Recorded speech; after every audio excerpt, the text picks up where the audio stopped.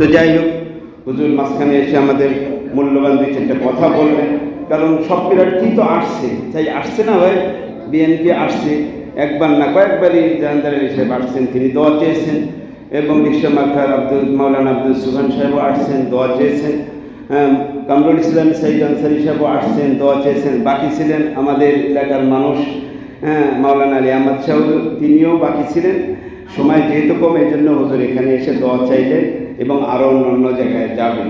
তো আল্লাহ আলহামদুলিল্লাহ আমাদের বিবেক আমরা সঠিক যাচাই বাছাই করে ইনশাআল্লাহ আমরা কাজ করবো, আল্লাহ কবুল করুক, বলি আমিন। তো আলোচনা চলতেছিল মাহে রমজানের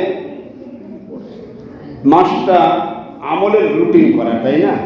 আল্লাহ পাক রব্বুল আলামিন। তো আসেন,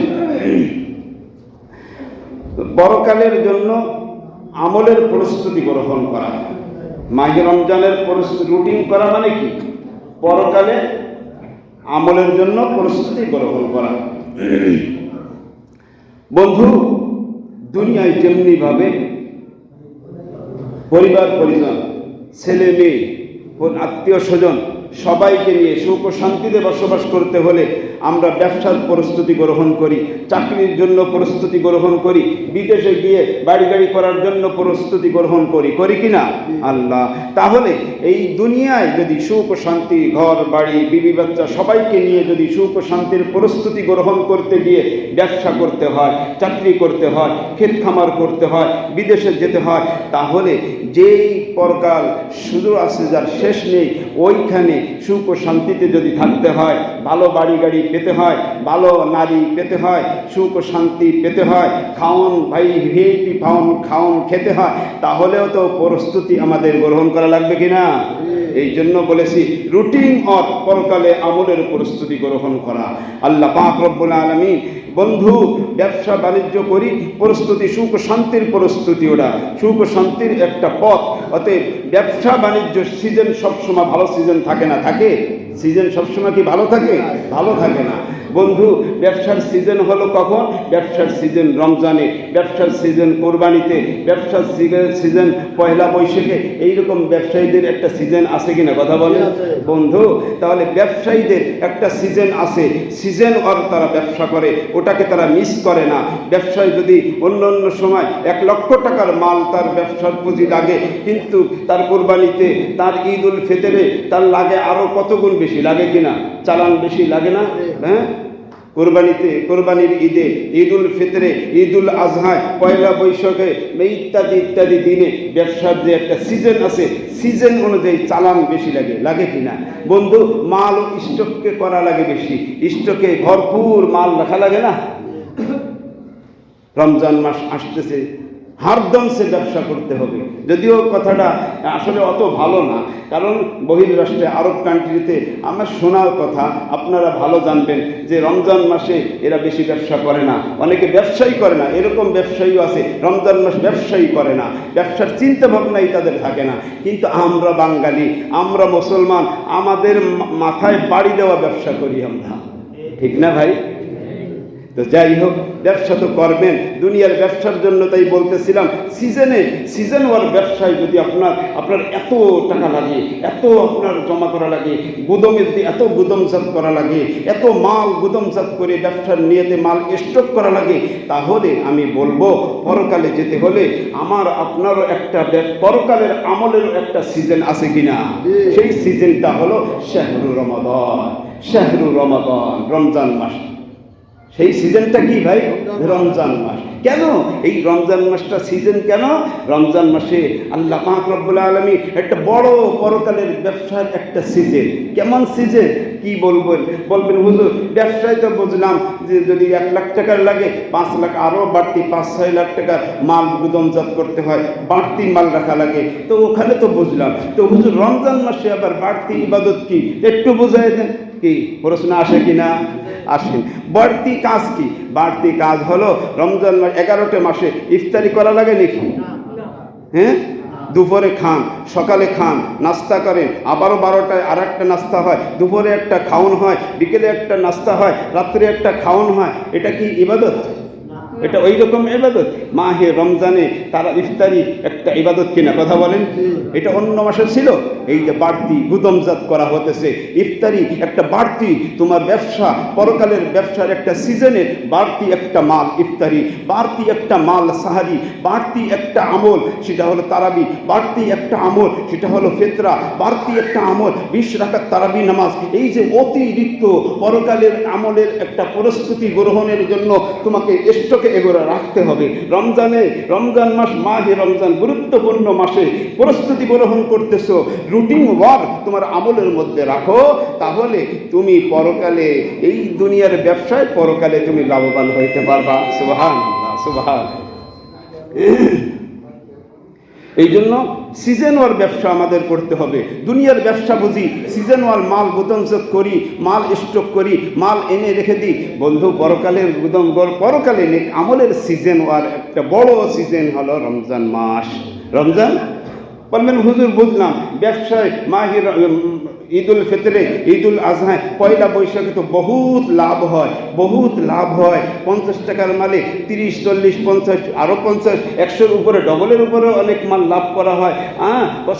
কসমেটিক্স মারলে একের উপরে 1 টাকায় 3 টাকা লাভ হয়। এত মাল তো লাভ বুঝি। তো এই যে সিজনটা মাহে রমজানের সিজনে কি লাভটা হয় একটু বোঝান দিই। আসেন তাহলে, স্টকে মাল তো রাখলাম, কিন্তু কত লাভ পাইতেছি জানার দরকার আছে কিনা? আল্লাহ রসুল বলে তুমি একটা নফল আদায় করো, একটা নফল আমল করো, তোমার আমল নামায় একটা ফরজ আমলের সওয়াব দেওয়া হবে। সুবহানাল্লাহ, সুবহানাল্লাহ। ঠিক পান? একটা নফলের ওজন কতটুকু আর একটা ফরজের ওজন কতটুকু, এইটুকুন আমি বুঝাইতে পারি। একটা ফরজ আমল যেই এক পাল্লায় যদি রাখেন, একটা ফরজ আমল একটা পাল্লায় যদি রাখেন, আর একটি পাল্লায় যদি আমার আপনার জীবনে প্রথম থেকে শেষ পর্যন্ত নফল আমলগুলো যদি আর এক পাল্লায় রাখেন, কখনোই ওই দুইটা পাল্লার সওয়াবের সমান হবে? কোনো দিনই হবে না, কোনো দিন হবে না। কিন্তু আল্লাহ বলেন এটা একটা সিজন, পরকালে আমলের একটা সিজন। এই সিজনে মাল স্টক করো, তুমি নফল ইবাদত তোমার আমল নামায়, তোমার গুদামজাতে তুমি এটা স্টক করো, জমা করো। আমি আল্লাহ এই নফল আমলটাকে ফরজের আমলের সমতুল্য সব দাম মূল্য বৃদ্ধি করে দেব। সুবহানাল্লাহ, সুবহানাল্লাহ। এই জন্য বলেছি মাহে রমজানে প্রত্যেকটা সেকেন্ড, মিনিট, দিন আমাকে আপনাকে হিসাব করে রুটিন ওয়ার আমল করতে হবে। বন্ধু, এতটুকুনি শেষ না। আল্লাহ রসুল আরও বলেন যে তুমি এই যে তোমার গুদামজাত করতেছো, মাহে রমজানের প্রস্তুতির জন্য মাল স্টক করতেছো, লাভ তো একটা শুনেছো, আরও লাভ শোনো। একটা ফরজ তুমি আদায় করবা, তোমার আমল নামায় 70টি ফরজের সব তোমার আমল নামায় দেওয়া হবে। সুবহানাল্লাহ। দুনিয়ার লাভ শুধু খুঁজবো না, দুনিয়ার লাভ শুধু তাকাইবো না, পরকালের লাভও আমাদের তাকাইতে হবে। এই জন্য মাহে রমজান একটা আমলের সিজন, বড় একটা সিজন।